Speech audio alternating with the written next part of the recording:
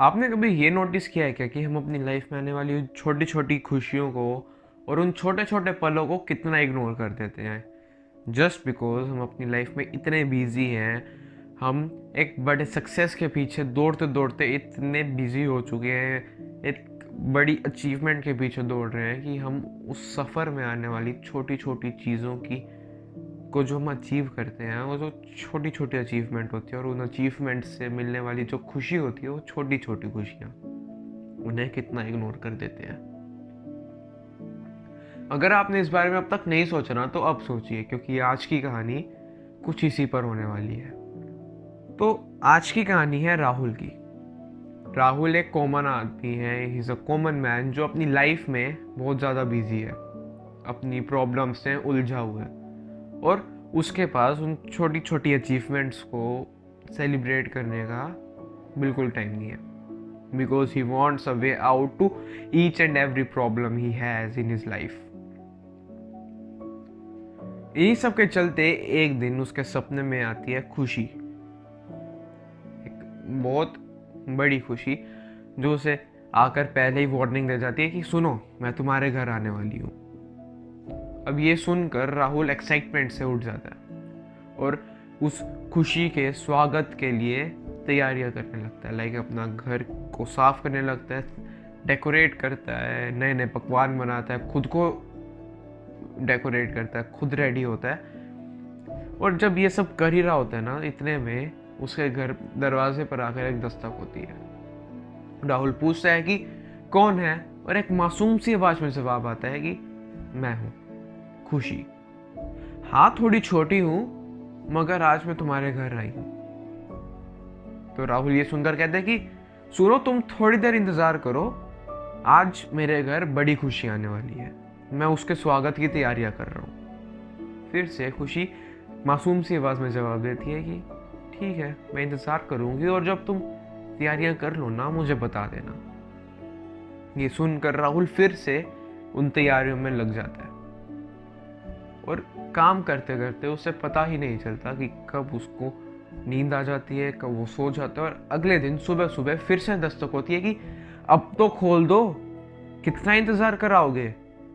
और राहुल एक परेशान सी आवाज में कहता है कि यार, तुम ना परेशान बहुत करती हो, एक काम करो, तुम जाओ यहां से, मुझे बड़ी खुशी के स्वागत की तैयारी करने दो। ये सुनकर वो छोटी सी खुशी थोड़ी मायूस हो जाती है और कहती है कि सुनो, मैं आखिरी बार बता रही हूँ कि मैं जा रही हूँ, और अगर अब गई तो फिर लौट कर कभी वापस नहीं आऊंगी। और राहुल भी कहते हैं कि हाँ हाँ जाओ, वैसे भी मेरे घर तो बड़ी खुशी आने वाली है। तो ये सुनकर वो छोटी सी खुशी वहां से चली जाती है। अब कुछ घंटे बीतते हैं, फिर बीतते हैं कुछ दिन, फिर कुछ हफ्ते बीतते हैं, फिर बीतते हैं कुछ महीने, और एट लास्ट उसके सपने में फिर से वो बड़ी सी खुशी आती है। राहुल उससे पूछता है कि तुम तो मेरे घर तब आने वाली थी, फिर अब तक आई क्यों नहीं। और खुशी एक सोबर सी वॉइस में रिप्लाई देती है कि आई तो थी, हाँ उस वक्त थोड़ी छोटी थी, पर फिर तुम्ही ने कहा था ना कि जाओ यहां से, तो फिर मैं कभी लौट कर वापस आई ही नहीं।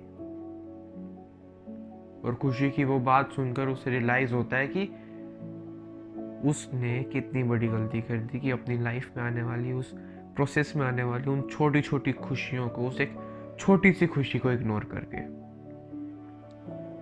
क्योंकि हम उन छोटी छोटी खुशियों को इग्नोर तो कर देते हैं, पर ये भूल जाते हैं कि क्या पता वो छोटी सी खुशी ही फ्यूचर में जाके एक बड़ी खुशी में इवॉल्व हो जाए,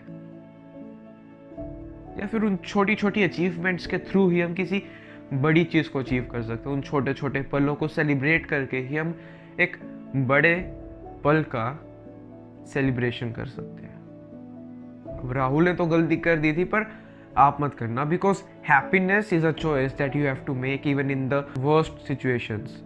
अब ये आपके ऊपर है कि आपने खुश रहना है या नहीं रहना। तो आगे से ना ऐसे किसी छोटी सी खुशी को दरवाजे से ही वापस मत भेज देना, क्योंकि क्या पता वो तुमसे खुश होकर एक बड़ा रूप लेकर फिर से तुम्हारे घर आ जाए।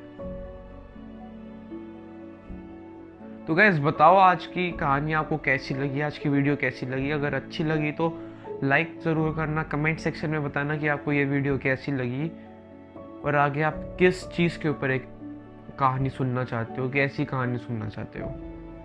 और हाँ, अगर आप नए हो तो सब्सक्राइब ज़रूर कर देना, क्योंकि ऐसी वीडियोस मैं हर बार लाने की कोशिश करता हूँ। तो see you in the next one, till then good bye.